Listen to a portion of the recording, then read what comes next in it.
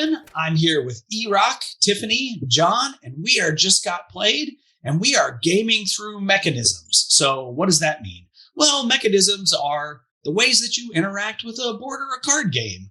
And we like to categorize things as different ways that games work together, and so that we can talk about them in general. And so today we're going to talk about a mechanism called tile laying. And so tile laying very generally just means you are putting a tile down somewhere. Now, for me personally, that means there is some relationship between the tiles, not just putting the tile down on the table, but they have to fit together in some way. There's some rule about how they fit together. So that's what I think for tile laying games. Polyomino games, probably all of them would fit under tile laying, but we're not talking about polyomino games today because we already did a video on polyomino games. So you can go check that one out if you're interested in that subject.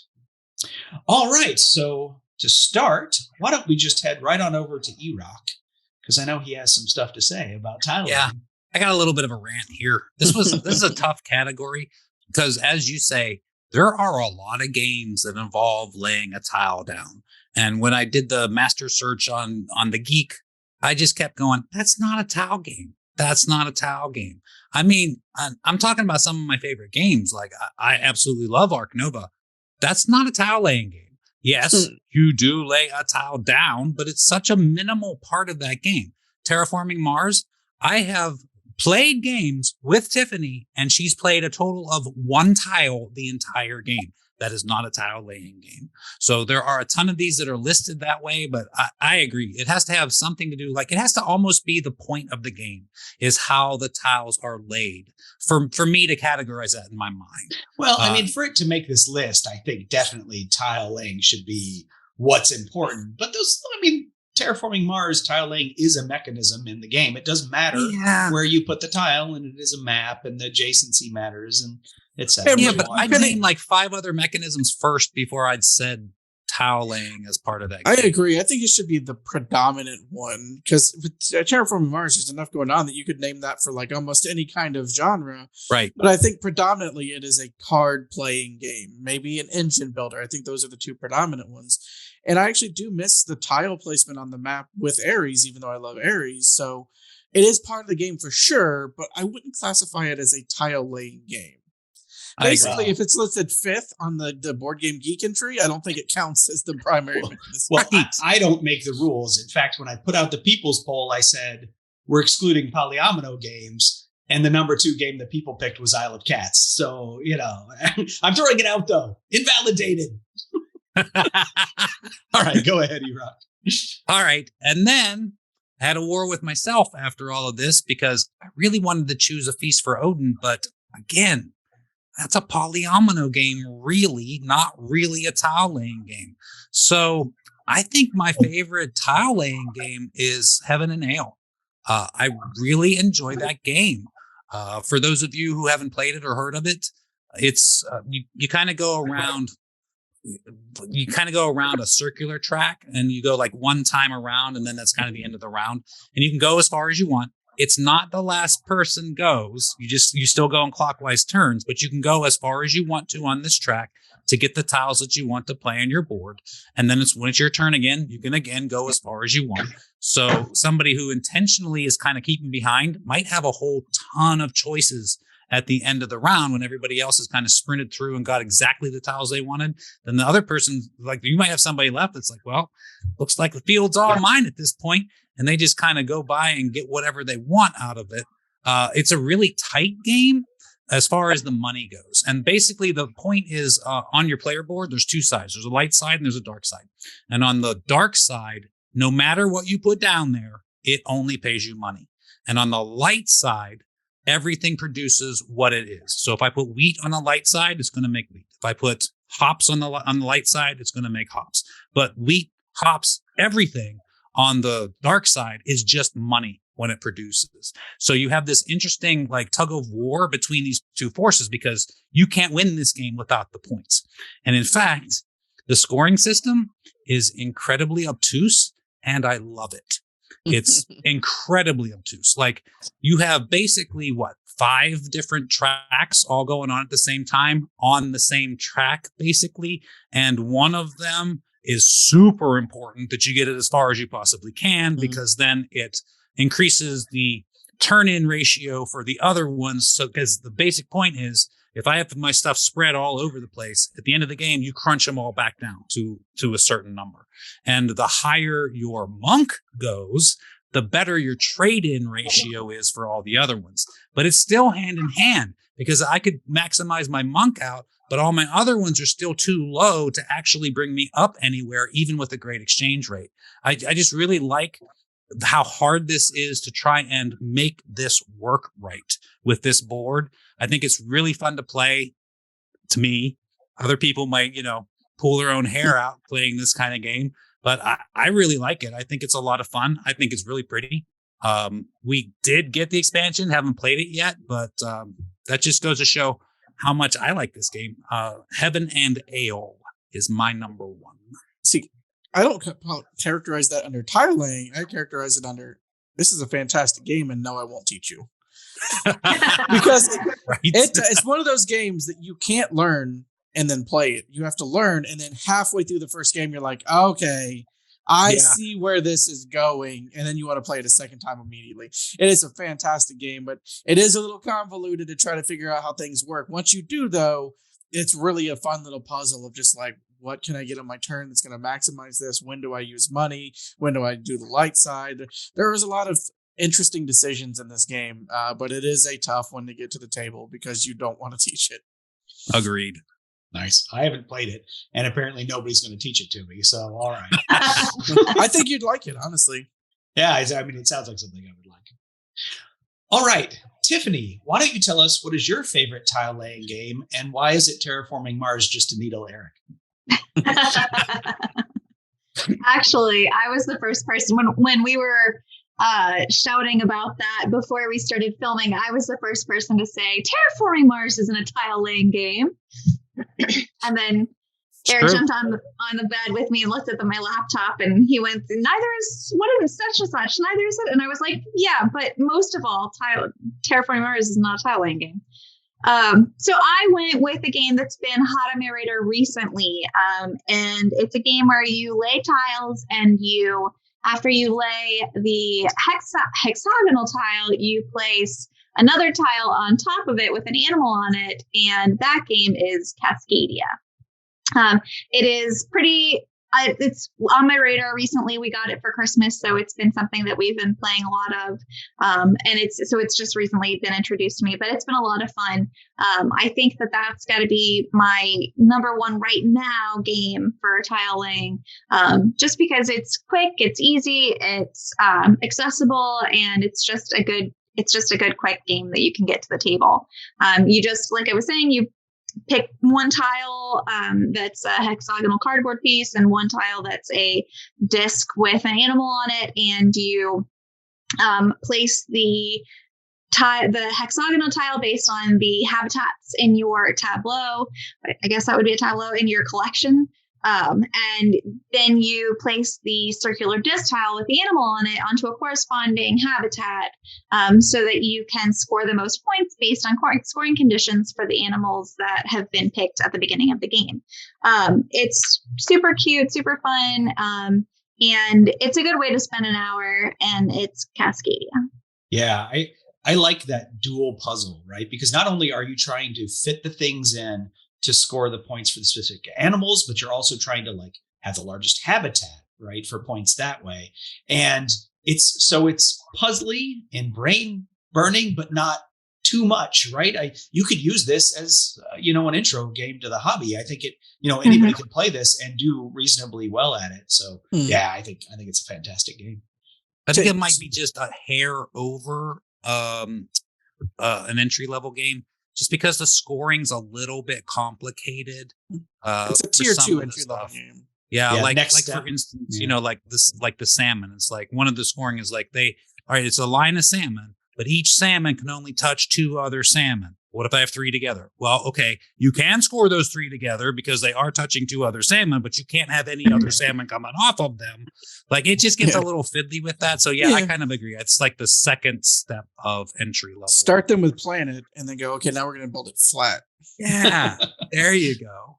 Flat Earth. So, Tiffany, you meant to say Calico, right? Believe it or not, no.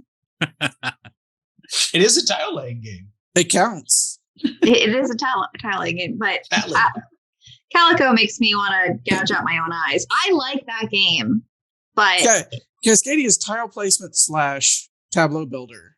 Calico is tile placement / fist fight. yeah. Let's add that mechanism to the BGG. Yes. All right, cool. Well, John, what is your favorite tile laying game? It's going to be Terraform. No. My favorite is Azul. And specifically, it is Azul Stained Glass of Sintra. So there are three. Second one? That's the second one. Yeah, the third one is Summer Pavilion. They're all great games. They're all abstract, which also makes it not easy to teach or get people into because you have to wrap your mind around abstract games before you can play it. But I really love the scoring mechanism. And what happens is there's a large circle of tiles and you choose all of one color of your tiles from that factory. You take it and you immediately put it onto your board. And you go around the table and you keep drafting like that. So it's got the drafting element to it, and then it's got the tile placement. Once you place them, then you can start scoring once you've completed sections because you have columns that have color grids on them. You fill them all in, you score that section. But what's really neat is that when you score a section, you jump to it, just like the track in Heaven and Nail. You can't go backwards. You have to spend an entire turn resetting your score track back to be able to score earlier columns. So it's tile placement, and then you're figuring out the puzzle of what do I want to score? When do I want to jump back and start scoring again? And there's just a lot of interesting elements to it that you have to make decisions on constantly, but none of them are overly difficult. You're not burning your brain trying to go, oh, what am I going to do? It's like, okay, I grab those yellows. I just need that pink. I hope he does. Erock takes it. I hate Erock. And it just goes around the table like that. And I think it's just a fantastic, really well-made game. And every game in the series is a little bit different while having the same core mechanism. So you kind of find the flavor that you like, and then you just pick that game and you're good to go. You know, when you talk about using a turn to jump back, you know, it's not like you lost a turn either, right? Because sometimes you want to pass. So jumping back is strategic. It's actually a beneficial move. Yeah, none of your tiles fall and break. You can stall to try to get the things you want. It's a very strategic way. It's the only game I can think of where you strategically skip your turn. Yeah. I have played the first and second version, but I do like Sintra better than the original Azul. So I'm with you on that. I don't think I've played the third one. I'd have to go look at a picture of it to see. I don't remember it if I played it, so it couldn't be my favorite. We've only played the first one. We've played a ton of the first one, but it's the only one we've played. You have to try out Sintra. It takes the to another level. It really adds some interesting elements to the core game that I love. Yeah, it's been a while since I sounds said like this, it. Put it on the list. Yeah. I mean, it's not like it overdoes it either, right? There are a lot of games that I think they take a simple game that's classic and then they overdo it with some added things, but they didn't do that here. It's just a little tweak. It's the kind of game that makes a tweak that you're like, I wish the original game had this, because it just elevates the idea without making it more complicated. So do you not need them both in your collection? Because they're so close. Of the three, I own the first two, because I bought the first and loved it, and then I fell in love with Sintra. I would recommend researching them and buying exactly one copy of Azul. Gotcha. And I would recommend Sintra, the original, and then Summer Pavilion is third. Gotcha. Do you think it's as easily accessible as an entryway game as the first one? I don't. Like I said, because it has that kind of chess-like element to it of, hey, you can do whatever you want. A lot of people find difficulty getting into the hobby when it's like you can do whatever you want, because limited selections really help you. I can only pick these three. I'm going to pick this one and go with it. But when you can do anything, it's a little bit harder to wrap your head around the strategy of it. So I think it's also a tier 2 entry level game of it's not difficult. It's not crazy. Play some Ticket to Ride, figure out how end game scoring works, and then move on to Azul. And there are going to be some people that can just pick it up right away for sure. But I would introduce it as a second game once you get somebody hooked with an evergreen. Cool. Thank you. All right, cool. Well, so my favorite tile laying game, this is the game that I think of when somebody says tile laying games, right? So it's not just that it's my favorite tile laying game, but it's just also the first one that I think of. I've talked about this game before. In fact, in our last maybe Gaming Through Mechanisms video, I talked about it as an area majority game, and that is Carcassonne. So you, on your turn, you take a tile and you add it to this collective map that everybody is building. You're building walled cities, you're building roads and monasteries, and there's lakes and inns and farms and all the stuff on the pictures that you're putting out. And there could be a river that you built if you have that expansion, which I like the river. But this is a game that, including me, got a lot of people into the hobby, right? This is sort of a gateway game. You can learn how to play modern board games using something like this. And, it's just so simple. Take a tile and add it to the map. It has to fit. One of the edges has to match one of the edges that's already on the map, and none of the other edges can conflict with any of the other edges. So you got to line up cities and farms and roads and everything like that. And just that simple mechanism makes it interesting because you can make it difficult for somebody to complete a feature, which gives them more points by strategically placing a tile that makes it hard for them to do that. Also, the way the scoring is done is area majority. So if you have the most knights in the city, you get the points for the city. So there's strategic ways, because you can't just go ahead and put a knight in a city that already has a knight. You have to strategically place your knight near the city and then connect it in. So this is a game that is as cutthroat as you want it to be. So you can just play it as sort of a friendly, I'm playing a tile, I'm doing this, whatever. Or you can be totally cutthroat, like, I'm going to take this farm from you. I'm going to take this city from you. No way I'm letting you have longest road. I'm going to get on that road too to score the points and keep you from taking my longest road thing, which, again, that's an expansion. The points for the longest road, the king and the robber or something it's called. And there's a million expansions for this game. I mean, this is a game system at this point. So there's a lot you can do. I think there's 11 expansions. Well, but then there's like Carcassonne Winter Edition, and then there's a Star Wars version. A New World, which is a game that is a Carcassonne game, but you can't mix with the other one. And the Star Wars one, which you can't. That'd be funny to try to mix it with the regular French countryside, and there's a galaxy. I have a cathedral. It's under attack by a Sith. Yeah, I mean, it's super popular, but it's super popular for a reason. I think a lot of people sort of, they think they look down a little bit on this game because it's some simple game that they started with in the hobby, but like, go and play it and go and try to play it as a cutthroat game. It's thinkier than you might, expect, and it's meaner than you might remember. And if you like tile laying games, I mean, at the end, you've built this cool countryside, so anyway, that's why it's my favorite tile laying game, one of my favorite games of all time, and still, just because it's take a tile, put it in the map, is why I think of it when we talk about tile laying games. All right. That game will always have a super special place in my heart because when my son was young, I think we started playing Carcassonne together when he was maybe 3. All we had to do was just match the sides. That was the goal, and just flip over a tile and then you match it and see. And at the end we counted up points, and it was super fun. But just a way that we could engage, in a game together that was accessible and fun to him was, always meaningful to me. But like you said, then you can take it to a game night and people can get cutthroat over it, and it can just bridge any of those gaps. How old was he before you were able to beat him? I haven't gotten to yet. Not yet. Still waiting. Did you play basic? Did you play that with the regular Carcassonne, or did you play that My First Carcassonne game? No, we played it with the regular Carcassonne. Okay. I actually haven't played regular Carcassonne with my kids. I played the whatever My First, or it's changed names a couple times, version, right, where literally every tile fits everywhere. So you just decide where it goes, and then there's some scoring with the meeples, etc. So it's a different game, but it's got a lot of the same mechanisms. I've been looking for somebody who is crafty. I'm not crafty, to make me a Pokemon version of Carcassonne. There are files out there on Board Game Geek where somebody did a Pokemon themed version of. Hold on, I just got a cease and desist from Game Freak. Or should I not have said that? Yeah. Anyway, I want to get that and print that out and play that. And I probably should stop waiting for that to someday happen. I actually have convinced twice somebody to make a copy and put it in a charity auction and then bid on it.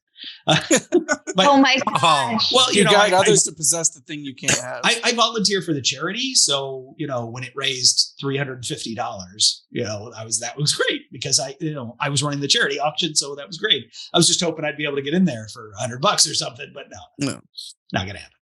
Well, anyway, all right. Well, those are our first picks for tile laying games. Let's go backwards. John, what is your second choice for tile laying games? My second choice is a little bit of a deep cut. I haven't seen this on the table in years, but it's Between Two Cities. Oh, yeah. And the way this works is it's a very unique mechanism of you're drafting tiles, and when you draft them, you put them into your tableau, and then you score points at the end of the game based on what they do. Certain tiles want to be next to each other. There's different goals on them. However, the tricky part is you're playing the tiles not into your tableau exactly because you have a neighbor to your left and you two are creating a tableau together, and you have a neighbor to your right and you're creating it. And that's why the game's called Between Two Cities, because you're literally sitting between two cities that you're helping to build, and you only get your in-game score is the second highest scoring city. So your goal is to build the highest scoring city and the second highest scoring city. So you have to steal from one neighbor to give to another neighbor because you're just like, this, my right neighbor is too powerful. I have to not play the best tile I can on my right because I need to beef my left up a little bit. So you're on two teams. You're trying to get pulled in two directions, and you have to figure out the way to work between the both of them and not necessarily do the best thing for either of them on any given turn. So it is a really unique concept. It's got drafting, which I love. It's got tableau building, and it's just an experience you really can't get in another game. It's its own thing for sure. Yeah, and they also made a Between Two Castles of Mad King Ludwig. Mm-hmm. Yeah, we actually played that on New Year's Eve. We enjoyed that game quite a bit.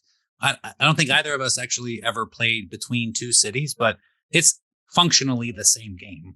Really is, yeah. It's kind of a retheme. I think there's a few tweaks to it, but it's essentially the same game. But yeah, we really enjoy that game. I really like the work with your neighbor on both sides part of that. It's almost like, I don't know, it's more and or less than a game almost. It's more like I don't know, like a collaboration almost. It's a collaboration that you constantly have to betray because the collaboration is going too well. Well, maybe that's my problem because I'm always just pick the best tile for each one. You can't do it. Yeah, if you do that, you're going to lose. Well, that's absolutely true because Babe and I had the highest scoring city, and neither one of us won that game. Yeah, exactly. Sometimes you have to lobby the person next to you. You'd be like, hey, I'm going to pass you a park, but you need to put it in our city, not in the other city. Yeah. You can't talk about it while you're looking at the tiles. That's insider trading. No, but you can talk about collusion. Talk about collusion. Tiles, yes. you can talk about you can talk about general strategy. Yeah. Not like, hey, play this exact tile. Yeah, you can. And there's some push your luck elements to it. It's like if you get all four of these of the red tiles, you get bonus points. So there's a lot going on in the game, and you really have to outthink your opponents and sometimes outthink your city. So I really enjoy that. It's a unique experience. Yeah, that's a good one. All right, Tiffany, what have you got for your second choice tile laying game? Okay, thank you. So my second choice is actually my overall first choice. It's just not the hotness right now, but it will probably be one of my long-term games that will always be a favorite. And it's also one that I didn't necessarily immediately think of as tiling, but once I kind of spent some more time, I was like, yeah, no, I guess it is more so than I immediately thought. And that game is Castles of Burgundy. So, in Castles of Burgundy, to give a brief synopsis, you are taking turns, taking tiles and placing them in your tableau and planning how to score. And you're trying to just place things in the best position that you can. And they have different abilities. So you use the different abilities when you place them. And so those abilities help you get more points or other pieces or place other tiles. So there's kind of a lot of different directions you can go. But it's so much fun. And is it on Steam? That's where we play it. It might be on Board Game Arena at this. In fact, I think we have played one game on Board Game Arena because our friends didn't, pay the $15 or whatever for the Steam for version, Steam, right? And so that anymore, that's usually how we play. Just because we have a couple of friends that we like to play games with online, and it's, super convenient. And this is just one of those games that we've always played with them. We used to play it with them in their apartment, and I would always shout out pigs when the pigs would come up. And so now we just get on voice chat and fire up a game on the computer, and I'm still there. Everybody likes to yell pigs now when we see them. So it's just a fun game that everybody likes to fire up every once in a while. Yeah, I'll have to say, I'm kind of surprised. This is our 17th Gaming Through Mechanisms video, and I think this is the first time Castles of Burgundy has been mentioned. Interesting. It deserves It's purely tile placement, isn't it? I don't know, there's I mean, dice. you have a bit of like dice manipulation on there, but I mean, because really, she yelled at me because I was the one reading through the list and said, well, that's not tile laying. I was like, Castles of Burgundy is. And she's like, yes, it is. I was like, oh, okay. Yeah, And then I is. thought about it. I was like, yeah, I guess so. It really is about the tiles. It's about trying to fill in the certain color sections early so you can get big bonuses on that, filling them all up to get the big bonus. And like Babe said, everything that you do powers everything else. If I play a castle, I get a free action, whatever I want. If I play this building, I get to pull something else off the main board and put it in my storage. If I play this building, I get to play right off of my board into my board. I mean, everything just chains off of everything else. It really is about the tiles. So Yeah, I mean, the only other thing probably could be maybe if we did a dice manipulation video, which we haven't done, that would be really maybe the only other place it would show up. Yeah, I don't there think you it go. fits in any that we're done. The hardest part of Burgundy is printing a version that looks good. That's the real challenge. well, we'll see. We're pretty deep into the one that's in development at the moment. Yeah. All right, cool. So Erock, what is your second choice for tile laying games? Yeah, this is just a hard list for me because I agree with a lot of what you all are saying. Those are really good games out there. I like playing them a lot. This might just be my thing. I don't know, but I really like Habitats. I really like that game. I like the way it comes together. I like that, on the way that you get the tiles is you're almost like an explorer going through like the jungles, like picking out your animals as you go kind of a thing. And that changes as other people take tiles out of there. And then it's really just about matching things to connectors. So like, I'm going to make this up. Don't tell me I'm wrong because I know I'm wrong. But like you might get an iguana.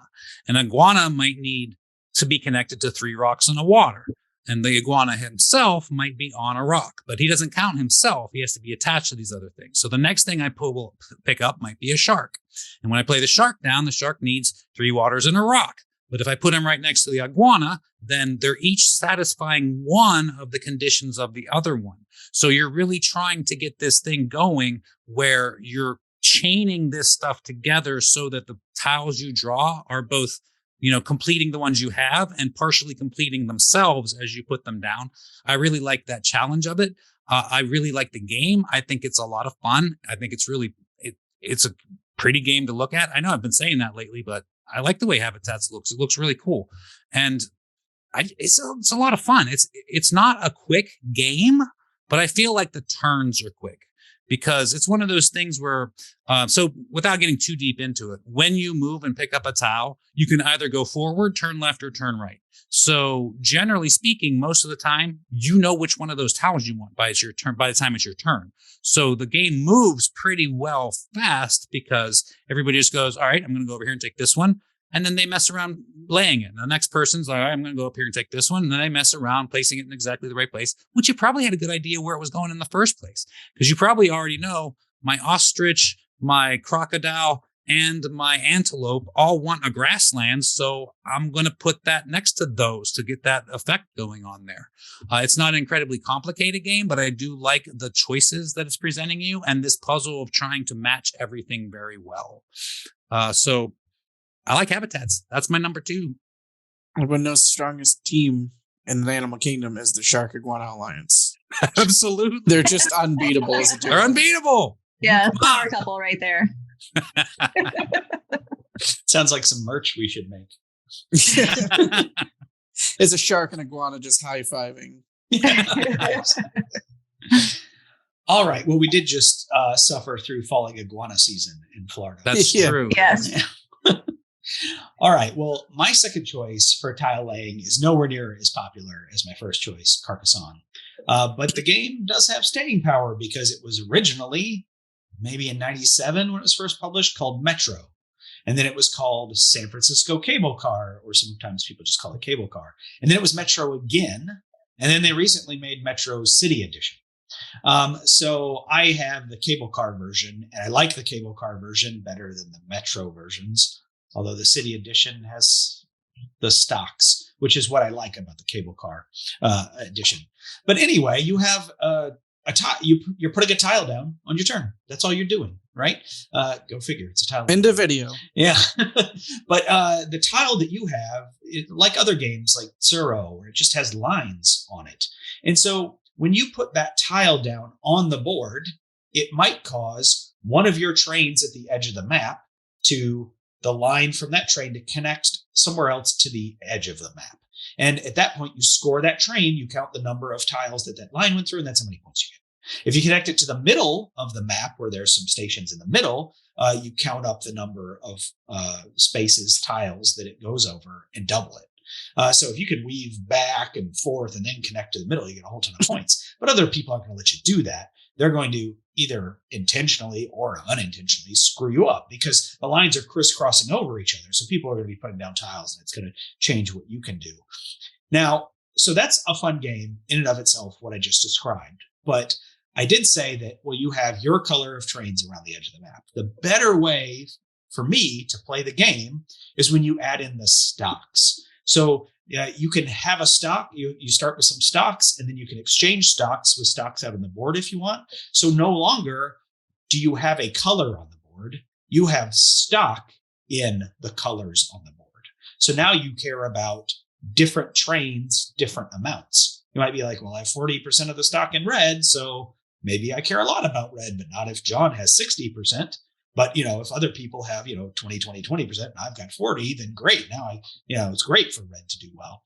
So you can sort of skip your turn to sort of change up your stock portfolio instead of putting out a tile. And that's, pretty interesting to me. I like games like Airlines Europe, et cetera, where, it's not just this is my thing and I'm trying to do this. It's more about, well, we're all trying to do all of this, and some people care about some things more than others, and that changes over the course of the game.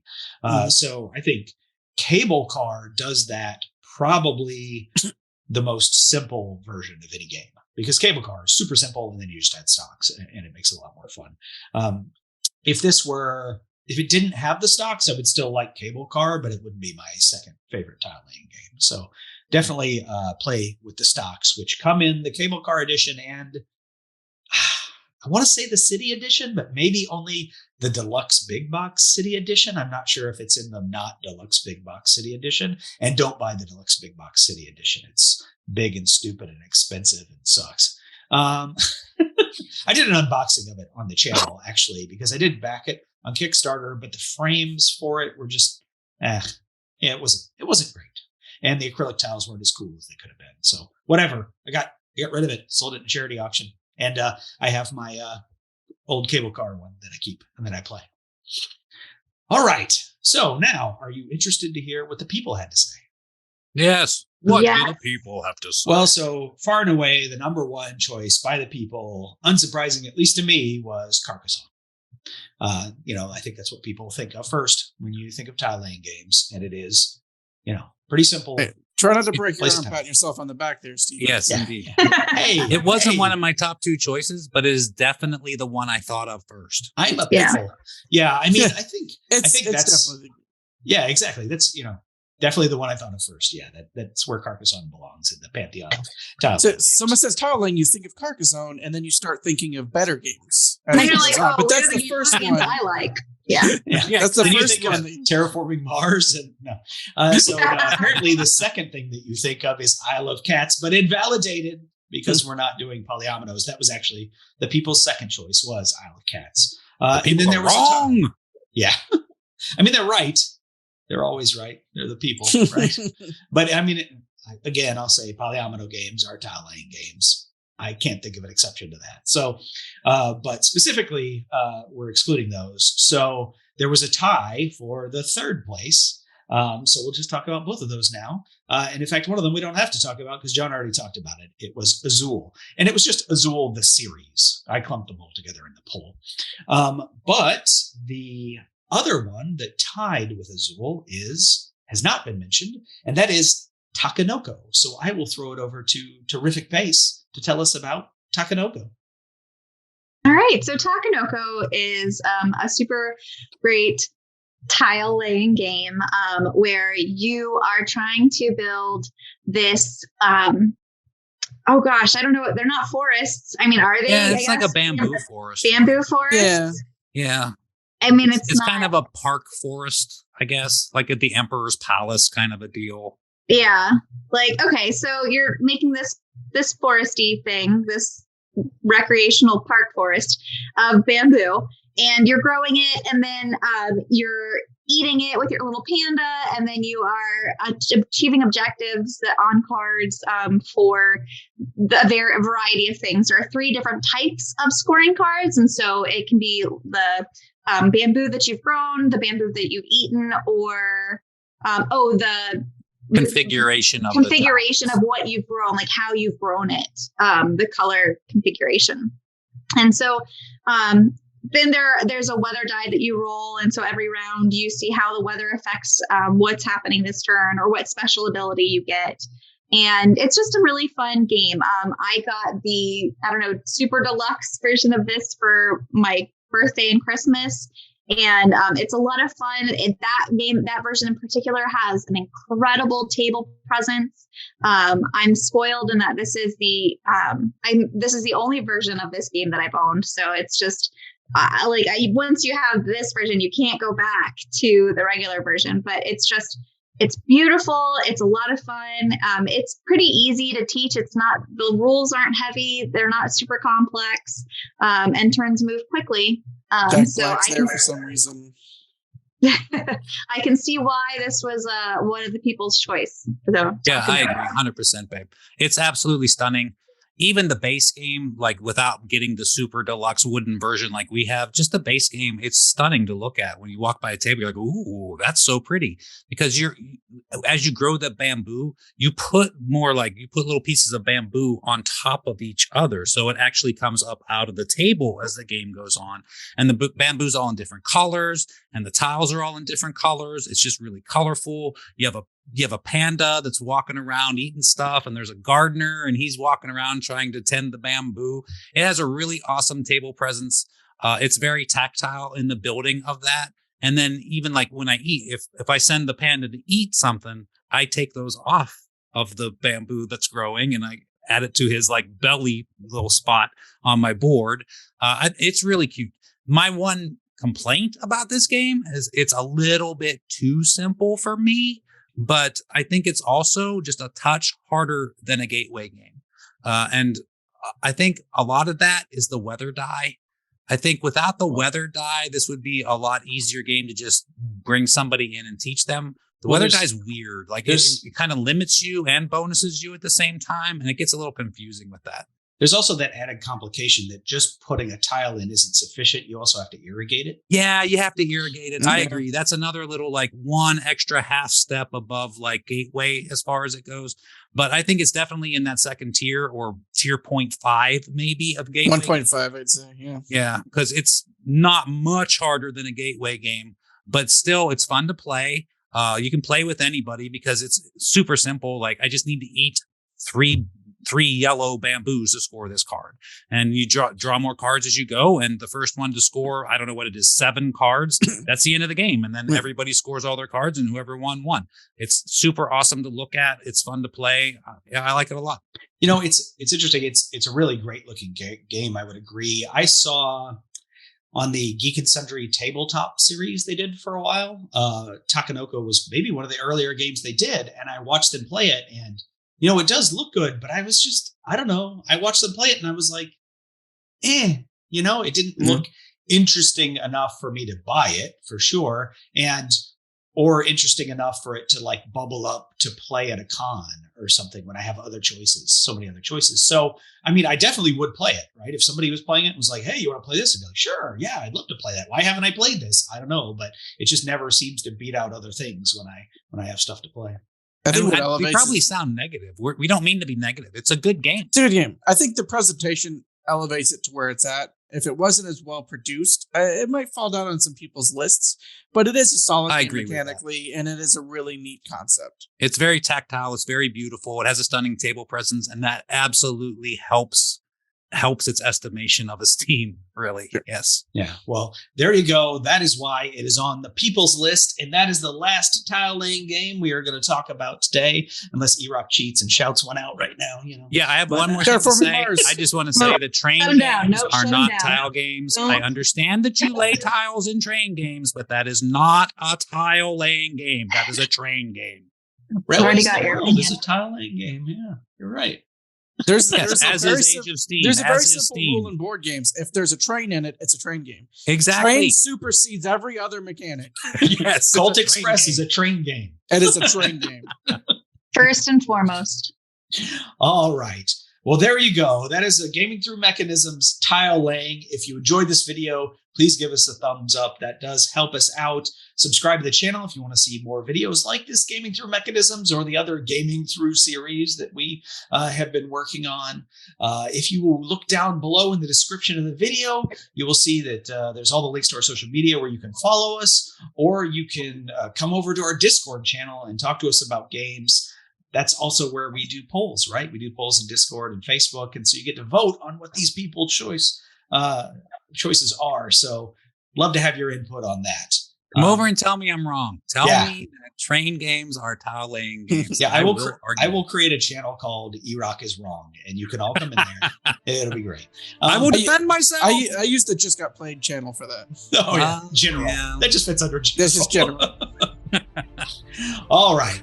Well, I'm Steven, and I'm joined by John, Tiffany, and Erock. We are Just Got Played. Thanks for joining us. Thanks, y'all. Bye. See you next time.